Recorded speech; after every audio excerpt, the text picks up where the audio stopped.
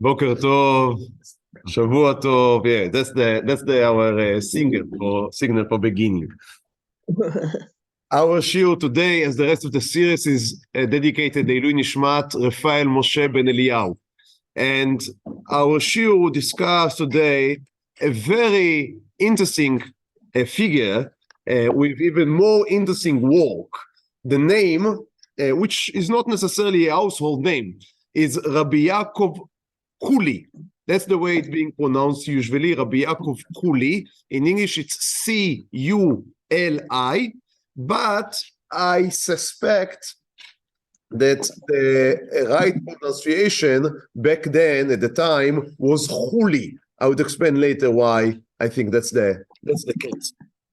Anyway, Rabbi Yaakov Kuli, I would use Kuli, although I do think it's a mistake, but it's the way it's being called the last 200 years. So with all due respect to my understandings, I will leave that aside. So Rabbi Yaakov Kuli was born in 1689. So for us, in the course of this series, that is a little going back in time, backwards, but there is a good reason. I think there is a good reason for me teaching about him today, and I don't mean today because today is the 1st of January, I don't hold of these dates, but because today is the 8th of Tevet. What is so special about the 8th of Tevet? We'll speak Be'ezrat Hashem, I hope, during the shiur. Now, Rabbi Yaakov Kuli was born in Yerushalayim. And his father was called Rabbi Machir. Machir, that's a biblical name, that's a name from the Tanakh, as Machir ben Menashe. His father was Machir. Now, his father came from what the Jews called Kendia. Kendia is Kritim, or Crete. Right, that's how they pronounce in English, Crete, in Greek. So he's from Greece, and his father, and without going into all the details, we have to know that Greece was in the middle between the Ottoman Empire and the Europeans. So more or less as the rest of the Balkan. So they were, from time to time, they were changing hands. Sometimes the Ottomans, the Turks, would rule them, and sometimes it would be the Venetians, for example, or other Christian empires. Now, the Jews had a long-lasting presence in Crete, and the Machir family, or the Kuli family, was a very well-established family of Rabbanim and heads of the community, and rich, so everything was nice. But as the wars were waging on, as always, the side that no matter who would win, this side would lose, you all already know, that is the Jewish side. So if that would be the Turks, that would be able to overcome, or the Venetians, the first thing when they would come in, they would say, who here is a traitor? Obviously, the Jews are the traitors. So they, in the good scenario, they would only find them. That's the easiest way. Many times, it would be torturing people, it would be expelling people, it would be murdering people. And in one of these instances, Rabbi Machir, again, this is the father of our hero, he decides that he is leaving Greece, and if he is leaving Greece already, then he would come no less than to Yerushalayim, to Eretz Israel. That happened in 1688. So Rabbi Machir comes to Yerushalayim, makes an aliyah, which we heard just a few minutes ago, is the best decision a person can make in his life. So he's making aliyah and he's coming to Yerushalayim. He's a young guy, a young man. He's coming to Yerushalayim, and in Yerushalayim he meets Rabbi Moshe ben Chaviv. Now, Rabbi Moshe ben Chaviv was one of the greatest poskim in the Spanish world, in the Sephardic world, in the 17th century. An extremely scholar, an extremely important man. And Rabbi Moshe ben Chaviv is really impressed by this young guy, Rabbi Machir Chuli. He is so impressed that he gives him his daughter to marry. Beautiful, beautiful. So they have a wedding, and Rabbi Machir is, as you can imagine, is having a child, and the child is the hero of our shiur, that is Rabbi Yaakov Kuli. However, things, as always, do not remain ideal for long. And we already saw that is a returning theme, unfortunately, that women were in a very dangerous situation back then, especially giving birth, and especially in Yerushalayim, where a sanitary or any, what we would call today, I mean, there was no modern medicine, because there was no, modernity didn't come yet, especially not to Yerushalayim or to Israel of the Palestine of the time. But it was not even what could be offered in more advanced cities around the world was not to be given in Yerushalayim, which was a backward province of a backward empire. So that's not a place in which you want to be if you are sick. And the mother of Rabbi Yaakov Kuli dies in a young age, so we don't have the exact date, but it seems that it was around the age that our hero, that Yaakov, is 9 years old. We do know that when he was 10 years old, his father already remarries. So again, I don't have the exact date, but it seems it would be a fair guess to say that his mother died when he was 9 years old. So his father remarries, and this time he remarries with, it's interesting, with an Ashkenazi woman. As a matter of fact, with the granddaughter of the chief rabbi of Budin. Now, Budin is a city which is now part of Budapest. Right? Budapest is made out of two different cities, Buda and Pest. In the Jewish lingo, it's called Budin. And the chief back then, Budin was still a separate city. And the chief rabbi of Budin had his son going over to Yerushalayim, because in Yerushalayim you could meet, Ashkenazic and Sephardic Jews could meet. So he had his son going to Yerushalayim, and his granddaughter now marries this young widow. Do you say widow for a man? Okay, so this young widower. So this young widower, and she becomes the stepmother of Rabbi Yaakov. Now, I emphasize that because it seems that it gave the young Yaakov an ability to take and to learn from different sources, from his Sephardic origin, but also his Ashkenazic mother gave him a lot of the traditions, because many times the traditions in the house, of course back then, but if you'd excuse me, also nowadays, many times the nature of the house, the traditions that would be transmitted, with all due respect to the father, in the end would be decided by the mother. So Rabbi Yaakov had this experience of having both Sephardic origins, but also being very much, you can imagine if she's the granddaughter of the chief rabbi of Budin, so we are speaking about a very strong Ashkenazic influence, and he is able to be fed from both of these pipes, and that is going to be very important as he would continue. Now, his father, it is very clear, his father was a very learned man, and also it seems very, I would say, very strong in his character, in his nature. So the son tells us how his father would sit and learn from rise to dawn, and he would fast for days on days.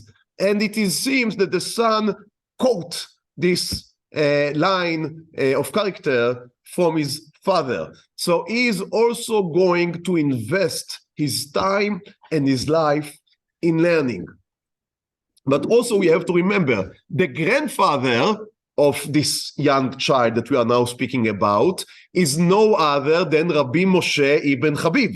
who is, as we said earlier, is the most important posek in the Sephardic world. So he's, although his mother died, so the immediate connection to Rabbi Moshe ben Chaviv was somewhat severed or somewhat separated, but nonetheless, he is seeing himself as carrying the heritage of the great posek Rabbi Moshe ben Chaviv. Now the family moved to Tzefat.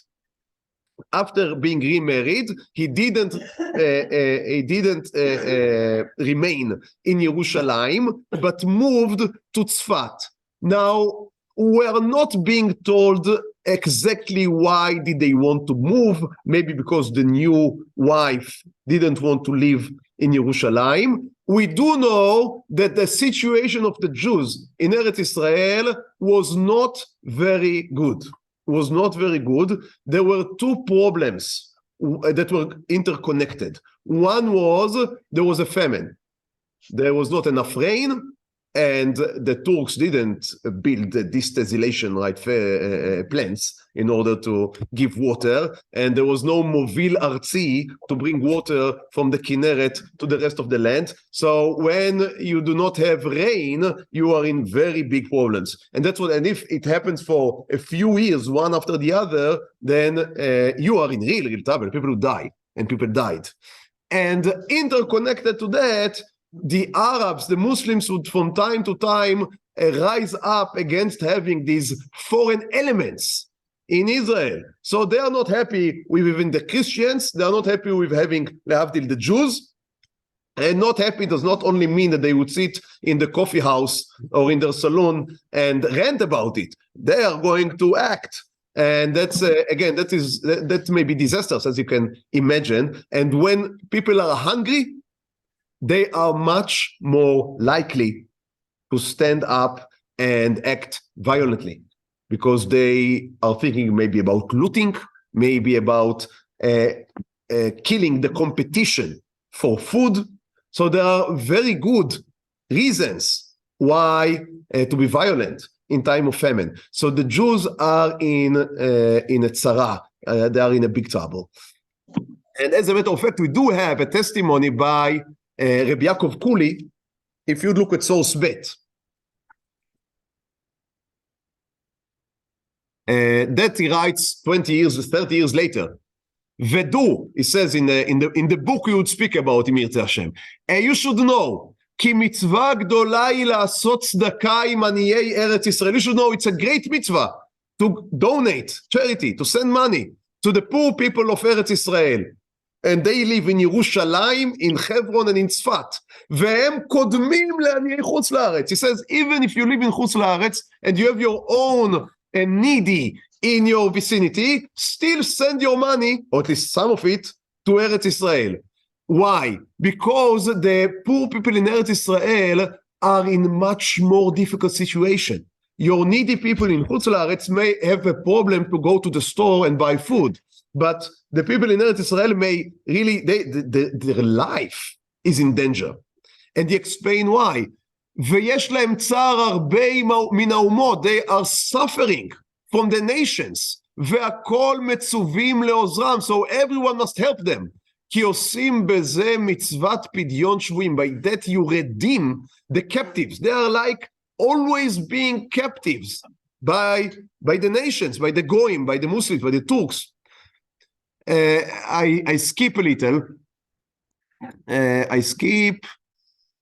ולכן, you see the second paragraph in source bit, ולכן אנו הדרים בחוץ לארץ, we, because he already left Israel when he writes these words, we living in חוץ לארץ, ואין לנו זכות לבוא לארץ ישראל, we did not merit yet to come and live in ארץ ישראל, חייבים לסייע, we must help, we must support the people sitting in Israel, כדי שיוכלו להיות שם במנוחה, so they can rest there, וכן כדי שיוכלו להתפלל, so they can daven, and then they would also help our davening, because we have to remember, all davening, when we daven, we always daven to the direction of Yerushalayim. So if there would be a problem in Yerushalayim, there would be a traffic jam.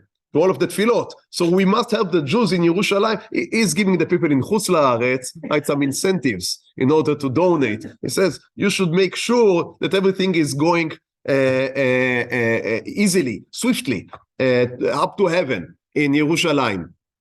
And he explained, because אם לא נתמוך בהם, באות עליהם עלילות קשות מאת אדוניה. If you do not help them, then they are libels, blood libels, coming from the masters of the land, from the rulers of the land. And he says, והרעה הראשית, and the main problem they are dealing with, שנסגרות הקהילות, communities are being shut down. Oh, in Israel, there is such a problem. It's not only that individuals are living with problems. All communities evaporate. What? Yeah.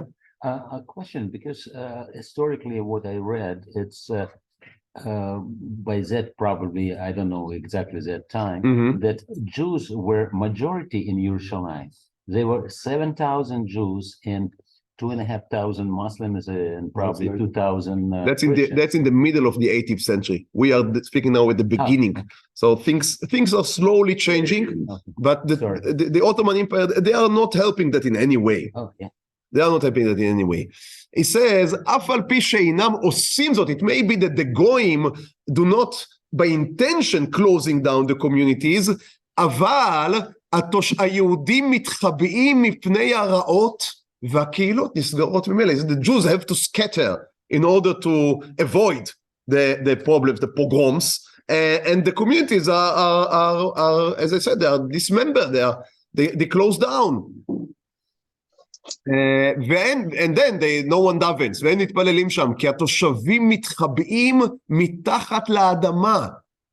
It says the Jewish residents had to hide underneath ground. So that's always, I guess, that they built some hiding places. And then he says, very interesting, מאחר שנולדתי וגודלתי באותם המקומות, he says, I know, I was born there, and I was bred there, I was raised there. So I know what I'm speaking about. ראיתי את הרעות שמצאו אותם. I saw these evil things that happened to them.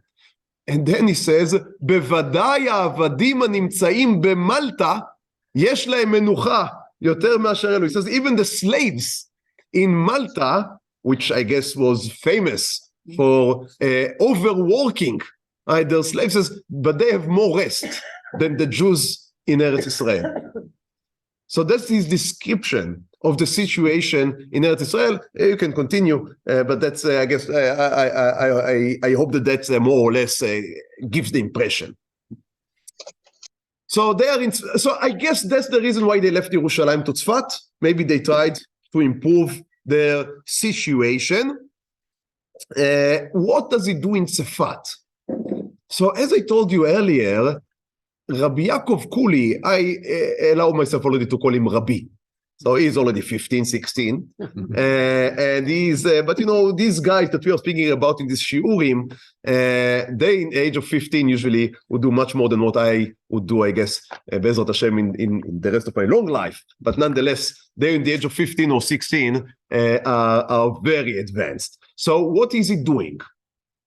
He took from Yerushalayim when they left, he took the manuscripts of his grandfather, and he is working on re-editing and preparing them to be published, to be printed. Because as we said a few times, one of the problems of the Jews under the Ottoman Empire is that the Ottomans did not allow for printing press. They saw it as a threatening element. You begin to print, who knows what will you print?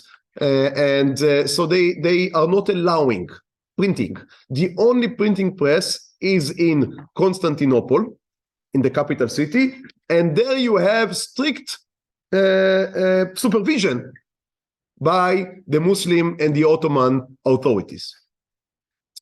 So the plan is, so there is no printing press in Yerushalayim, obviously. The plan is that in Tzfat, Rabbi Yaakov would sit and edit the manuscript of his grandfather, and then he would go to Constantinople and print the Sepharim, print the books. what is very soon to be discovered is that this young guy is excellent in editing. He's an excellent editor. Now, that's a thing that we have to remember. Usually, we are learning the works of our great rabbis. No one is thinking about the editor, right? When you read a book, not even in a Kodesh book, a secular book, no one, you have an author here, no one thinks about the editor. People think about the writer, such a beautiful writing. Sometimes the editor is taking off more than what remains. So you can say that in a certain extent, to a certain manner, in a certain way, a book is a shared work, is a co-work of the author and the editor. Obviously, it depends. Some editors are more heavy-handed. Some of them are more light-handed. Sometimes you as the reader regret that the editor was not more heavy-handed. So Rabbi Yaakov Kuli is being revealed as a wonderful editor. He really edits. What I mean is, he is not obviously writing anything that was not there before, but he allows himself more of a free hand. I guess because he was also the grandson, so he saw himself as having the right to intervene. So everything comes out very smooth, very understandable, very clear, concise. If I would have a better English vocabulary, I would use another few words, but I hope that I give you the message. So it is very, very sharp. And he finished editing in Sefat, and he goes, as I said, to Constantinople in order to print. Now, there is something very interesting about editors. As I said, it is somewhat of a transparent work being an editor, right? Because in the end, the name on the Sefer would not be yours, would not be yours. So that is working in the shadows. Not everyone can do that. You need a certain type of personality to be able and to want to work so much on something, but in the end, no one even think about you. When nowadays we have these books that Rabbi Yaakov Kuli printed, I can give you the names. In the yeshiva they're being learned to this day. It's called Shemot Ba'aretz. That's on Get Pashut on Gittin. Is considered one of the most important Psika books in the halachot of Gittin. And he has Kapot Marim on Sukkah and others. All of them were edited by Rabbi Yaakov Kuli. No one, if you'd go to the yeshiva and you'd ask, whose book is it? So they would say, Ma'aram Ibn Chaviv. They, of course, would be completely right. No one remembers the editor. So he comes to Constantinople. And fine, he's a good editor. In Constantinople, he meets with Rabbi Yehuda Rosanis. Rabbi Yehuda Rosanis is another great Sephardic rabbi. Great Sephardic rabbi. And he speaks with this young Yaakov Kuli. He is in the age of, he came to Constantinople in 1740. So if you'd help me in a second, if he was born in 89, then 25. 25, he's a young man. He's a young man. ברוך אתה אדוני אלוהינו מלך העולם שהכל נהיה בדברו. He meets Rabbi Yehuda Rosanis. As the Rabbi Yehuda Rosanis is heavily impressed, not only with the editing skills of the young man, but also with his own knowledge and scholarship. He is able to write his own books. But right now, as he is very humble, and as he sees his life mission, at least in this point in time, in this station of his life, he sees as his life's mission to bring into light, to publish the Torah of his grandfather. So Rabbi Yehuda Rosanis says, fine, you would continue to work on publishing the Torah of your grandfather. He is matching him with we'll say today, a donor, right? A sponsor, a patron that sponsor his life in Constantinople. So he's able to sit down and work. And he also says, I invite you to join the rabbinic court, the Beit Din of Constantinople. Now, the Beit Din of Constantinople, that's the capital of the Ottoman Empire. So that is the chief rabbi is Rabbi Yehuda Rosanis. And people send him questions from all over. When you sit in the rabbinic court of Rabbi Yehuda Rosanis, that means that you are very skilled, very talented, and also exposed to questions, inquiries, and also halachic opinions from the whole world. When you sit on Constantinople, you are able, nowadays, I was sitting yesterday night and preparing this shiur, and nowadays you can, from your computer, you can read articles from all over the world and read Sefarim from all over the world, but you all know that is a phenomenon of the just recent 10 years or 15 years. And before that, your knowledge was as wide as your library. That's that's how it was. If you didn't have the Sefer, you didn't have the Sefer, and that's the end of it. And coming to a place like Constantinople meant that he was exposed to the greatest libraries of Jewish knowledge and Torah. And he is not one to just, buy books in order to have nice bindings in his library. He really reads them. So he is growing in leaps and bounds. His Torah knowledge is expanding and expanding. And he finishes editing, the Sefarim of his late grandfather. But then something terrible happens. Rabbi Yehuda Rosanis himself dies, not in a very old age. And guess what? His writings remained in a very unruly condition. Who do you think would be chosen as the editor to the Sefarim of Rabbi Yehuda Rosanis?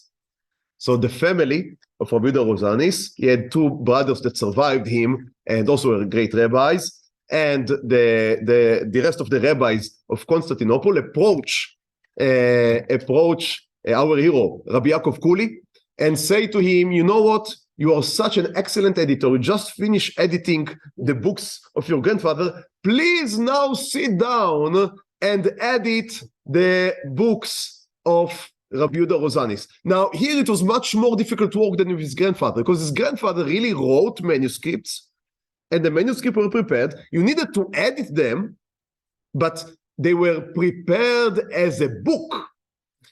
Not so was the case with Rabbi Yehuda Rosanis. Here you had notes from lectures, you had responsa that he wrote, you had drashot that he gave, and that was just, piles of pages.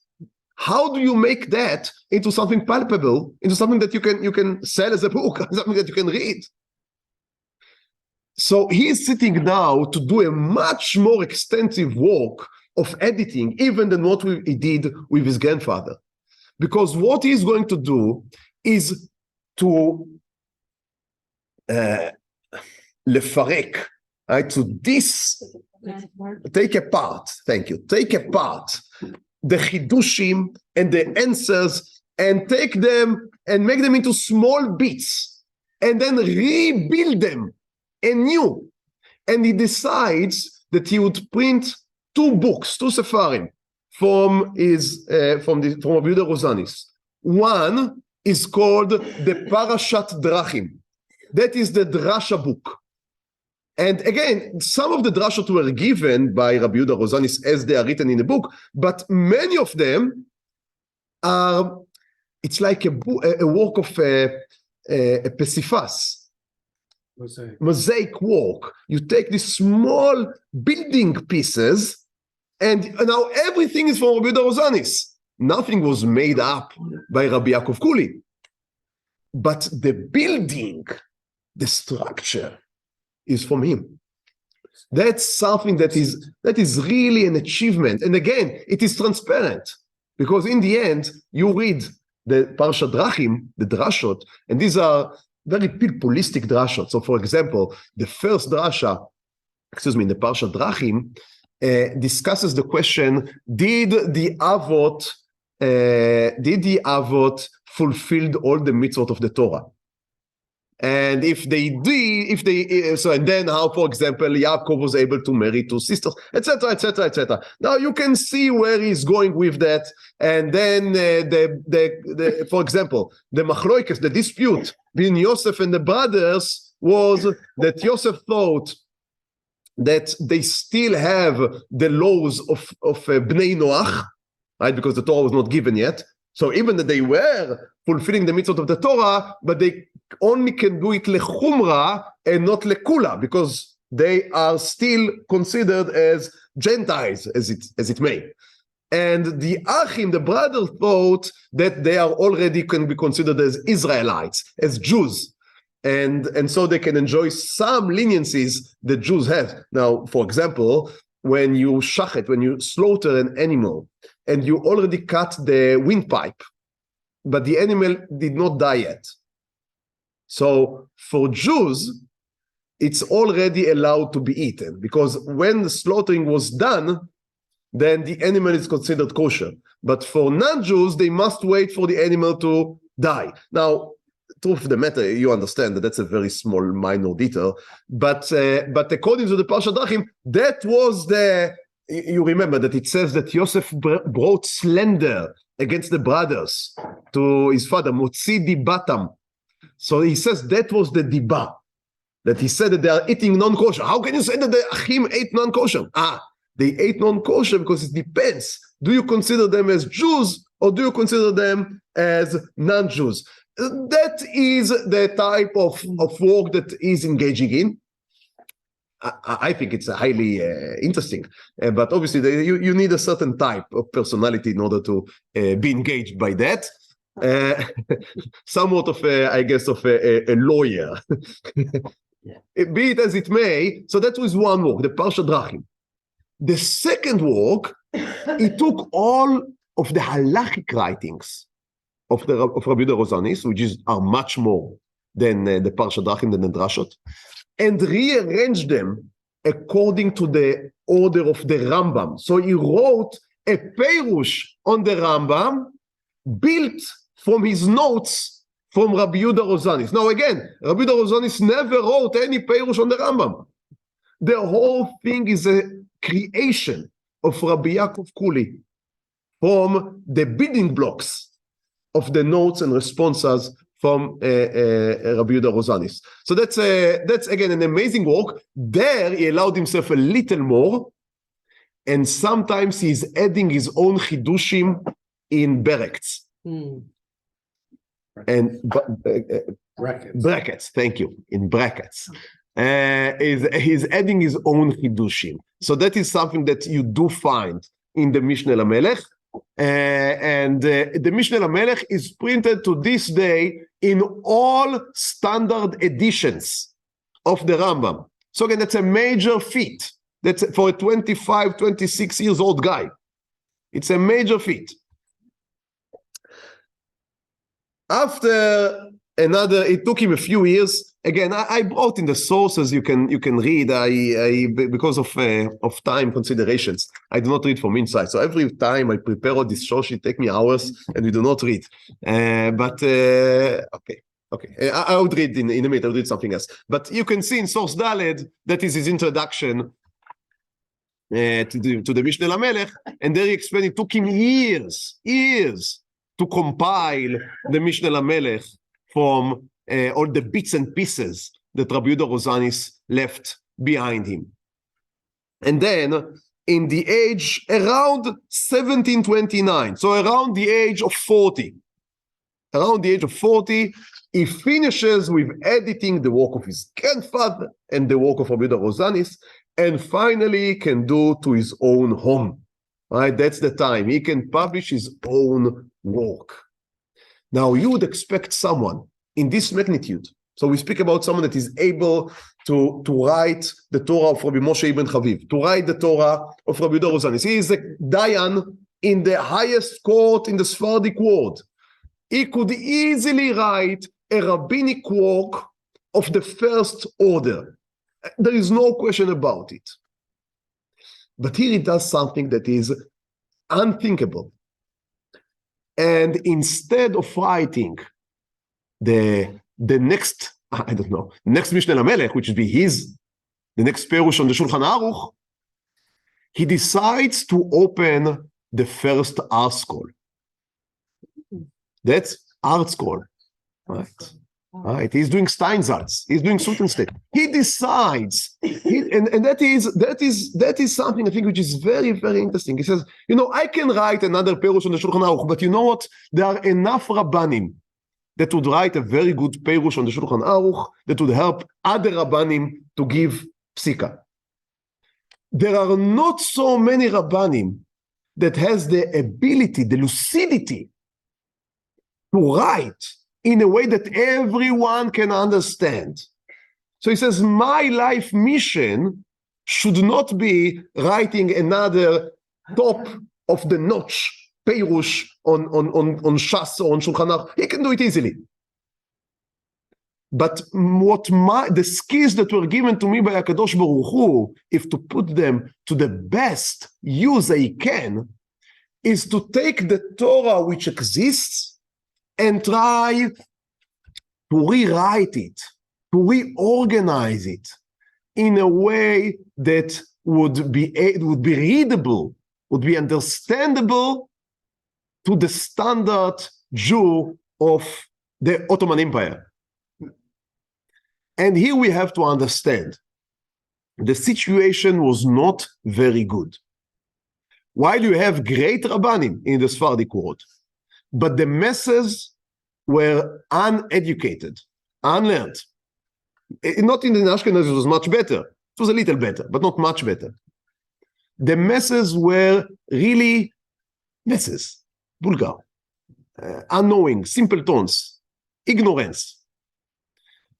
And Rabbi Yaakov Kuli says that is a problem. Now, we have to remember, we are only a few decades after the whole affair of Shabtai Tzvi. Some of his followers are still running around in places like Constantinople.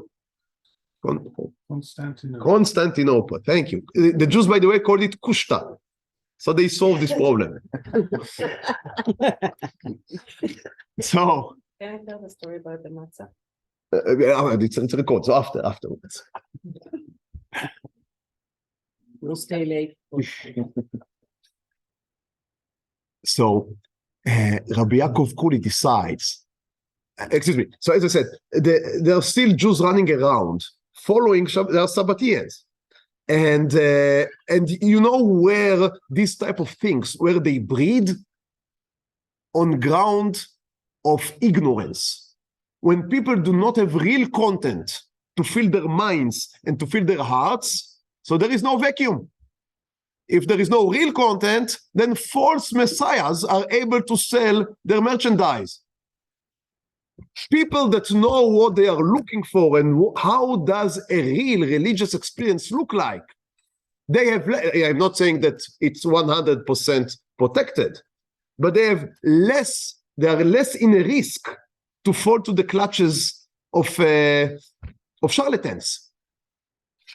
So it may be because of the Sabbateans. Also, I think the major reason is that as Jews, we always aspire to educate the people in Torah, and by that to get them closer to HaKadosh Baruch Hu. And he decides that he would write what is called Yalkut Me'am Loez. Now, what is the Yalkut Me'am Loez? Now let's read a little from inside. The Yalkut Me'am Loez has two introductions. One of them is in Ladino. The whole work is in Ladino. Now the whole work, I brought here only, that is Bereshit. Okay, so you can think about Shmot, we don't have it. Shmot, Vayikra, Bamidbar, Dvarim, and the rest of the 24 books of the Tanakh. Now, he didn't himself write the whole thing, as I would explain, but he wanted to. He created the program. As I said, he created the art school.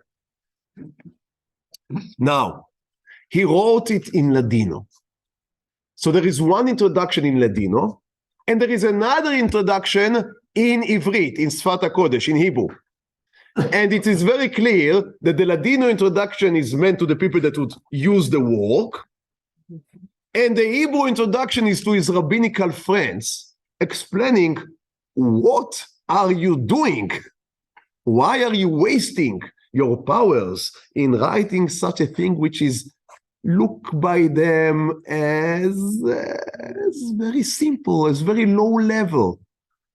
If you can be a rabbi in a yeshiva, why do you go to the kindergarten? That is what his rabbinical friends ask him.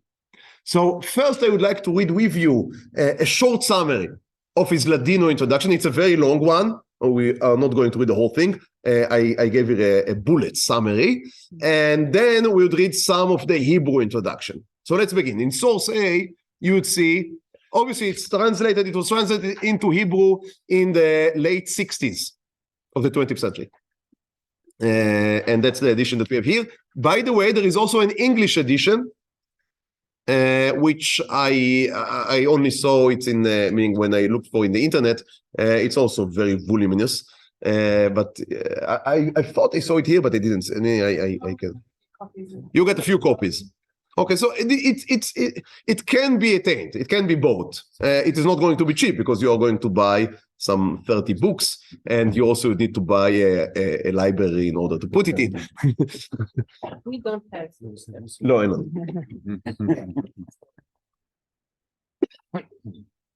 So, what are his goals? Why does he write the Yalkut Me'am Lo'ez? First goal, he has 10.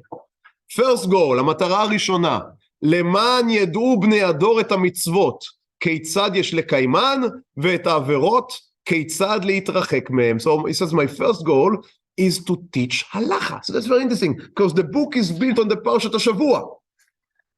But he says, my first goal is teaching halacha. We would see how he's doing that. He's in a brilliant way. Because he's, you see, I cannot even withhold myself. So he's giving you his perush on the psukim, and then he's giving you a midrash. He continued the story, and by continuing the story, he also tells you the halachot that are connected. And that is so good for memory. When you teach the halacha as part of a story, and not as something that stands disconnected. So, for example, in our parsha, he is speaking about Yaakov and Yosef meet, right? Which is such a dramatic moment that he describes in. I cannot read the Ladino, obviously, but it is clear. Everyone that writes about his writing in Ladino says that he writes it in a very colorful way. Now, the Hebrew somewhat transmit that, but I guess, as they say, the Yiddish is better. So he's writing in a very juicy way. And he writes the Midrash, brought also in Rashi, that when Yaakov and Yosef met, then Yosef fell on the neck of his father and cried his heart out. But Yaakov was not crying. How can it be that Yaakov was not crying? So the Midrash says because Yaakov was reading the Shema. He was saying the Kriyat Shema. So Rabbi Yaakov Kuli is using that in order to discuss the halachot. When are you allowed to speak in shul, and when are you not allowed to speak in shul? And you would remember that. I don't know if it calls you to stop speaking in shul, but you at least remember. So that's beautiful. The way that now again, he's a great editor. So what is he doing? He's interweaving the halachot with the stories, and sometimes he tells you history. And it tells you, so everything, he took all of the Hebrew literature that these people it was inaccessible for them. They cannot read it. They can read only Ladino. And he is distilling it into one great magnum opus of the Yalkut Me'am Lo'ez. And it is very unfortunate, that I can speak only to myself, but I guess that what I'm sharing now, some of you at least would also join, it is underread, it is underrated in our communities. And that is a shame, because I think that we can also use his skill in reconnecting תורה שבכתב, with the oral Torah, with the תורה שבעל פה, with הלכה, with, as I said, with מדרשים, with stories, with מוסר. Everything is inside. Very, very beautiful. Second goal, להיטיב להבין את הניסים שעשה הקדוש ברוך הוא לאבותינו. We want people to understand the Chumash, to understand the miracles, because again, these people maybe they can read the letters, the Hebrew letters they were able to read, just as people that were able to read Yiddish were reading Hebrew letters, but, and again, that's something that I know that in some places in Chutz La'aretz happened. The child is being taught to read the Hebrew letters, but he has no idea what does he say. And that happened in the Sephardic world as well. So, okay, you are able to read the Chumash, but really you have no idea what you are reading. So I would translate that into Ladino, and I would give you the Torah. And I would give you, and you would finally understand what did happen in Yetziat Mitzrayim. Third goal, לקרוא בתורה שניים מקרא ואחד תרגום. So we are being, it's an halacha, it's a mitzvah, every Shabbat, before Shabbat, to read the mikra, to read the parsha twice, and then to read the targum, the translation. What translation? Well, Unkelus, Aramaic translation. I have something to tell you. In the Sephardic world, as well as in the Ashkenazic world, 95% of the people they cannot read the Hebrew, so give them also to read Aramaic. That is not going to help them in any way, which or shape or form. So if you really want to have Shnai Mikra ve'echad Targum, you need to translate that into a language they can understand. Let me know they can understand. So he's giving them the key back to their heritage. He's returning to them Hashavat Aveidah, the object they lost. They lost the Torah, and he's enabling them to return to the treasure of the forefathers. Fourth goal, ליישב את כל השאלות המתעוררות בפרשה. So he's a real darshan. So he says, every question you have on the Parshat Shavua, you would find the answer in my sefer. Now, okay, that may be a little too far-fetched. There are many questions on the Parsha. You need more even than that in order to answer all the questions that one can have on the Parsha. But it's very good. He's counting, his introduction to the Yalkut Me'amloez, he's counting more than 40 books that he used when creating this encyclopedia of Torah. And I read some studies, as I said, Google is excellent. I read some studies on the Yalkut Me'amloez, and you know, JSTOR, they're really beautiful internet sites that you can use in order to research something. And they say that even the 40 books that he's listing there are less than 40% of what he really used. So I guess when he wrote the introduction, then he maybe, I don't know, maybe he didn't want to be too lengthy. So he really have a lot. And as I said, he set in his fingertips were almost all of the Jewish Sepharim that were available at the time. Excuse me. Fifth goal, המטרה החמישית, לתאר את המלחמות שהראו בימי מלכי ישראל והנביאים. As I said, he began writing on the Torah, but his plans were, the program was to create the whole 24 Sfarim of the Tanakh. So he says, I want to teach you history through the Tanakh. Sefer Yoshua, Sefer Shoftim, Sefer Shmuel, Sefer Melachim. This is the history of the Jewish people. This is our identity. And you have people going around, you say to them, Yoav, they know, was he a king? Was he a prophet? Who was he? So you need to learn. They cannot, the Tanakh is inaccessible. They cannot read Sefer Shmuel. They cannot read Sefer Shmuel.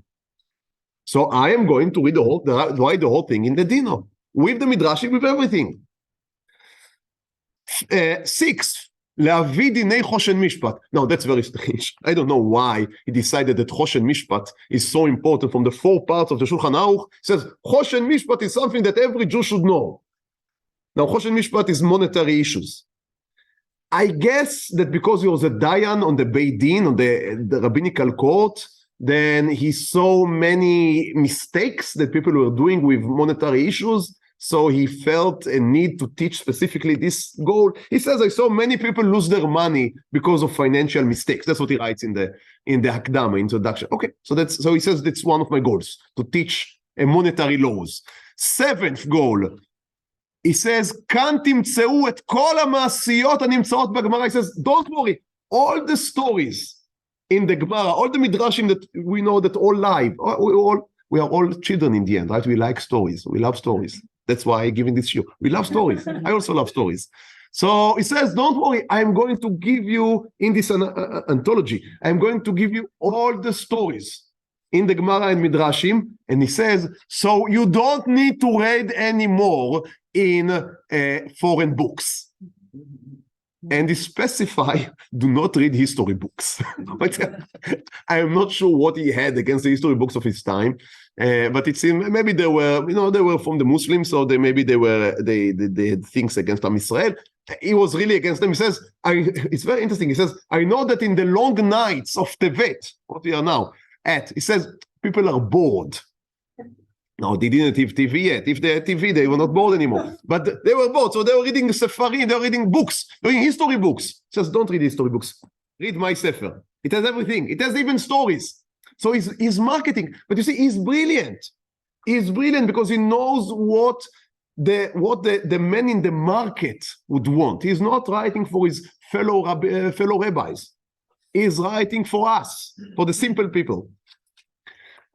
And he says, so it would, he says, ומלבד זה שתהיו עסוקים והזמן יעבור. So he says, I know that the long nights are really boring and you look how to kill time. So if you would read it, the time would pass. That's what he says. That's what he says. It says, but a part of that, it would also be of good use because you would learn something that is useful and not just your stupid books you are reading. Yes. The eighth goal is to describe the work of the Beit HaMikdash because we are very disconnected. So he says, I'm going to emphasize the korbanot. And the ninth goal, is to explain the stories of the Torah and the morals of the Torah. And the 10th goal is very interesting. He says, I struck a deal with this patron of mine. His name was Rabbi Yehuda Mizrahi. The first 1,000 copies, and by the way, that's a lot. 1,000 copies to print on the first run. It means you have a lot of confidence in selling your book. Shakespeare, by the way, was printed in a lot less than 1,000 copies in the first run. So he says, we're going to print 1,000 books in the first print. These 1,000 would be dedicated to cover the cost of the printing and to pay to me and for the payments. Every sefer we will sell going over the 1,000, it's going for tzedakah to Eretz Israel. Wow. So that's both obviously a moral and religious goal and a very good selling point.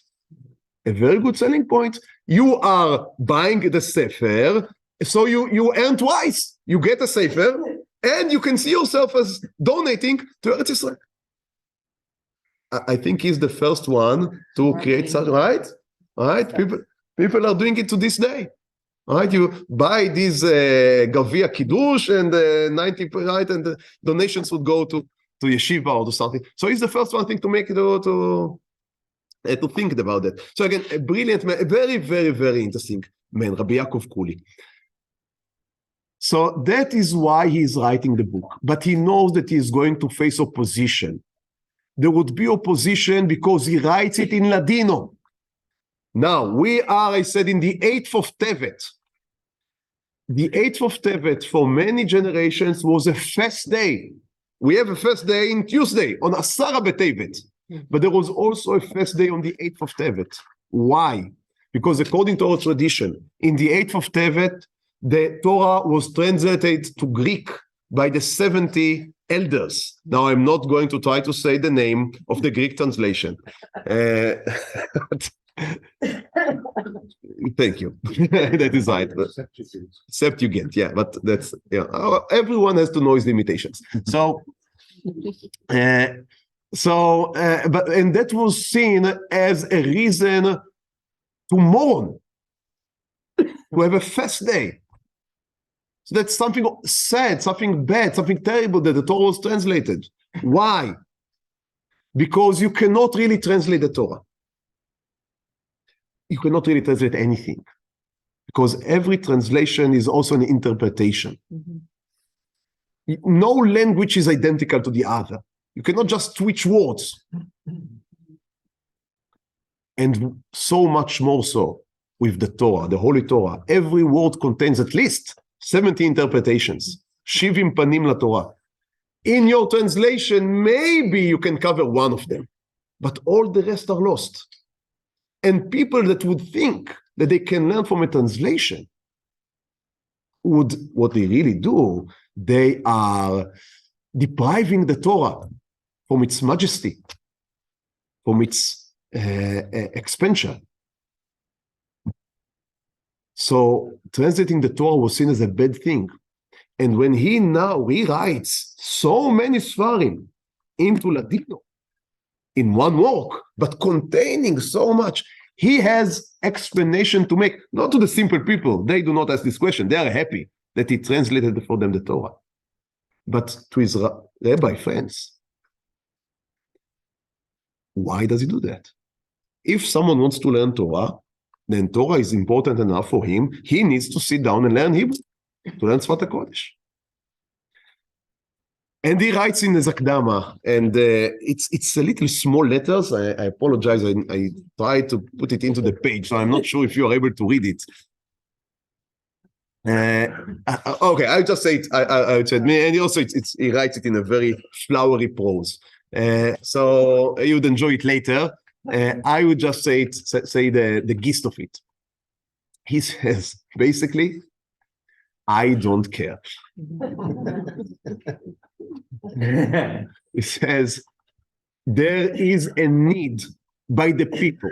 Now we can sit in our ivory tower and speak about, yes, if someone wants to learn Torah, he needs to learn how to read the Hebrew, and needs to understand, and he needs. And what happens in the field? What happens in the market? We lose everyone. So there is a limit to how much elitist you can be if you don't want to disconnect completely from the people. That's basically what he says. So he says, I know I would be criticized, but I'm not the first one to do so. Unkelus did it before me. Rambam wrote in Perush HaMishnah in Arabic. Rabbeinu Sadia Gaon wrote his Emunot Vedeut, his book about Hashkafa in Arabic. So I'm not the first one to do so. And the people need that. And the hour calls for it. So it is my duty, as I have the ability to write it down, I have the knowledge of the Torah, I have the scope, I have the authority, I have the ability also to write in Ladino. So it is my job to create what we would call today, again, it's the art school, the mid-bro culture. Because you have the high-bro culture. You have the rabbis learning in the original language, beautiful. You have pop culture, the history books that he's trying to prevent people from reading, right? And he's trying to create this mid-bro culture in which you engage people which are interested, curious, not stupid. They can be smart people, but they are not rabbis. They didn't sit in a yeshiva for 20 years. And you cannot expect them to sit in a yeshiva for 20 years. So do you want to lose all of them? It is better, he says, to lose some in order to benefit, to gain the many. And I think how does he avoid the pitfall of the Greek translation? The problem of the Greek translation was that it was a translation of the written Torah without any reference to the oral Torah. And by that, you disconnected yourself from the tradition of how the Torah is supposed to be read. But in Yalkut Me'am Lo'ez, that's not what he's doing. He's not just giving you a translation of the Torah into Ladino. If that is what he was doing, then yes, that was very problematic. Because then someone from the market, again, can read it and think that he understood the Torah, as the truth cannot be any farther than that. but because he gives you all of the Torah Sheba'al Peh, distilled, as I said, into the psukim, with the halachot, with the midrashim, with the explanations. He is not disconnecting you from the Torah. He is reconnecting you into the Torah. And if someone would be interested enough, then you have the notes downstairs, and you can go to the real sources and look inside. And I'm sure many people did that. Just as people can begin to learn Gemara with the Sutenstein out of the art school, and many would just remain there, which is fine, because they learn Torah, which is beautiful. And for some, they would be so interested and so engaged that they would be sucked in, and they would say, you know what, I want this question. I read the English summary, but I do want to see why Rashi and Tosfot disagree. In order to do that, I must see the Hebrew. And you would go to the Hebrew once, twice, 3 times, and maybe, I'm sure it happened to many people, in the end, you would be able to read the original. It's not Hebrew, it's Aramaic, but you would read in the original language. The Yalkut Me'am Lo'ez was a hit, as a hit can be in the 18th century.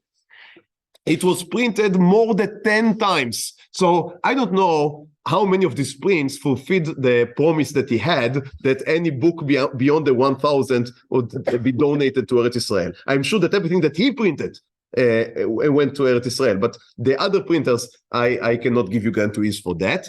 But it was printed more than 10 times in all of the 4 printing houses of the Sephardic world. Now, it was not printed in Ashkenaz for the simple reason they had Sena Verena. That was the Ashkenazic parallel of the Yalkut Me'am Lo'ez. But me being Ashkenazic and loving our Ashkenazic forefathers, I have to say, the Yalkut Me'am Lo'ez, it's much more impressive than the Sena Verena. I apologize, but that's what it is. By the way, why did I say that his name apparently was Chuli? Because he explains that he took Me'am Lo'ez, because after, Me'am Lo'ez is בצאת ישראל ממצרים, בית יעקב, יעקב חולי, בית יעקב מעם לועז, and also La'az is a foreign language, right? And a few psukim later it says, מלפני אדון חולי הארץ. So I guess it's a חולי and not a kuli, but it's we cannot know, right? It's a maybe. It's a maybe. So for 150 years, it was a great hit. And it is as I said, it's the magnum opus of the Ladino literature, rabbinical literature. However, in the first half of the 20th century, it was not printed at all. So it fell into disuse. And that is for 2 reasons. One is the Haskalah. And the Haskalah made some of what is going on here, because he gives you stories from the Gemara and science as he understood it, it became somewhat of obsolete. The second reason was that Ladino was falling out of use. So until it was translated in the middle of the 20th century into Hebrew and also into English, I don't know how the English version is doing. I have no idea if it is really having traction. The Hebrew is being taught. I so much wanted to have the Sepharim, but it's too much for our library. So I went to the library in our yeshiva, and they were bringing new edition. That was the old edition. And they told me that if I'm taking it for the shul, they would give it me for free. So you have in the room there, the whole of the Torah, not of the Tanakh. He died in the age of 43, only 2.5 years after he began the project. So in the end, there was much of a manuscript that remained from him, but someone had to edit the notes. And there were 2 great rabbis that took it upon themselves. So unfortunately, only Bereshit and the first half of Shmot are really from him. The rest is from his notes, but edited by others. And when we have translation of that, so it is somewhat of a more far-fetched than what he did. Nonetheless, it's a great work. And as I said, I cannot recommend enough. At least 1 week, take the Yalkut Me'am Lo'ez and try to read what he has to say on the Parsha. it's so interesting, it's so moving, many times educating, and even someone that really read many Pirushim still would have much more to learn. So although it's mid-bro and we are all so highly educated people, still we have what to learn from the Yalkut Me'amloez. And so I recommend, as I said, it's here in the room. Just take a look if you want. This is the part that we are now in Vayigash and Vayechi. So you can look at it. And Be'ezrat Hashem, we would continue next week. Thank you very much. Have a Shavua Tov. Thank you. What's the story? I would stop the recording.